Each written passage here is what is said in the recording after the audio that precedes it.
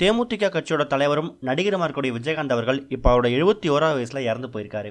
இந்த நிலையில் அவர் இறந்து போகிறதுக்கு முன்னாடி தான் மனைவி கிட்ட பேசின கடைசி வார்த்தைகள் இதுதான் அப்படிங்கிற மாதிரி ஒரு சில விஷயங்கள் சோஷியல் மீடியா ஃபுல்லாக சர்க்குலேட் ஆகிட்டு இருக்கு.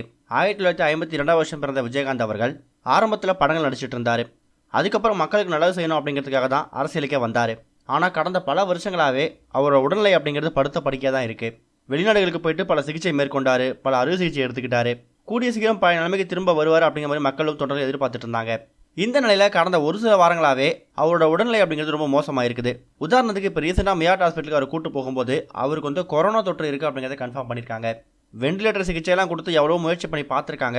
கடினமான முயற்சியை போட்டும் அவரோட உயிரை காப்பாற்ற முடியல அப்படிங்கிற மாதிரி தான் மருத்துவமனை நிர்வாகம் ஒரு அறிக்கை ஒன்று வெளியிட்டிருக்காங்க.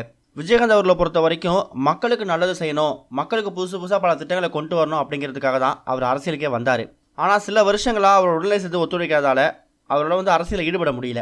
இந்த நிலையில் அதை பற்றியும் தன்னோட ஏமாற்றத்தை பற்றியும் தான் தன்னோட கடைசி காலகட்டத்தில், அதுவும் குறிப்பாக இறக்க போகிற சமயங்களில் தான் மனைவி கிட்ட வந்து அவர் ஷேர் பண்ணியிருக்காராம். நம்ம கட்சியை வந்து நல்லபடியாக வழி நடத்துங்க, நான் இல்லை அப்படிங்கிறதுக்காக கட்சியை விட்டுறாதீங்க, மக்களுக்கு நல்லது செய்கிறது மட்டும்தான் நம்ம கட்சியோட நோக்கமாக இருக்கணும், நம்ம கட்சி மூலயமா பல நலத்திட்ட உதவிகளை செய்யுங்க, நம்ம வீட்டு வாசலுக்கு வந்து யாராவது கஷ்டம் நின்னாங்கன்னா அவங்க வெறுங்கையோடு திரும்பி போகக்கூடாது, பசின்னு வந்து யாராவது கேட்டாங்கன்னா அவங்க பசியோட திரும்ப போகக்கூடாது, அடிமட்ட தொண்டர்கள்லேருந்து கட்சியோட முக்கியமான உறுப்பினர் வரைக்கும் எல்லாருமே மக்களுக்கான நலத்திட்டங்களை மட்டும்தான் செய்யணும், என்னோட பசங்க கண்டிப்பாக அதை பார்த்துப்பாங்க அப்படிங்கிற நம்பிக்கை இருக்குது, அவங்கள வழிநடத்துகிற பொறுப்பு உன்னோடது அப்படிங்கிற மாதிரியும் தன்னோட மனைவி கிட்ட சில விஷயங்களை ரொம்ப எமோஷனலாக பேசியிருக்காராம்.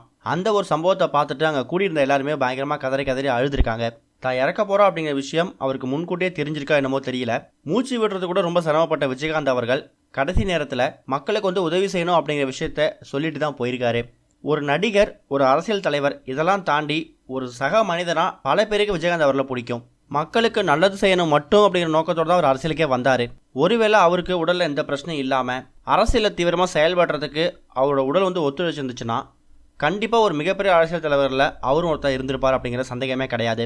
இப்போ கடைசி நேரத்தில் அவர் போகும்போது கூட அவரோட ஆசையை நிறைவேற்றணும், மக்களுக்கு நல்லது செய்யணும் அப்படின்னு சொல்லிட்டு தான் போயிருக்காரு. அப்படிங்கிற மாதிரி அவர் இறந்து போனதுக்கு அப்புறமும் அவருக்கு எக்கச்சக்கமான பாராட்டுகள் இப்போ வந்துட்டுருக்கு. விஜயகாந்த் அவரோட மரணத்தை பற்றி நீங்கள் என்ன நினைக்கிறீங்க? அவரை எந்த அளவுக்கு மிஸ் பண்ணுவீங்க அப்படிங்கிறத மறக்காமல் கமெண்ட்டில் ஷேர் பண்ணுங்கள்.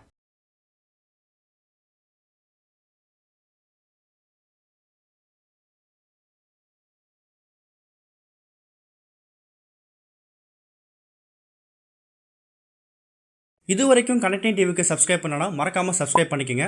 உடனடி அப்டேட்ஸ் பெறுவதற்கு நோட்டிஃபிகேஷன் பெல்லையும் கிளிக் பண்ணிக்கங்க.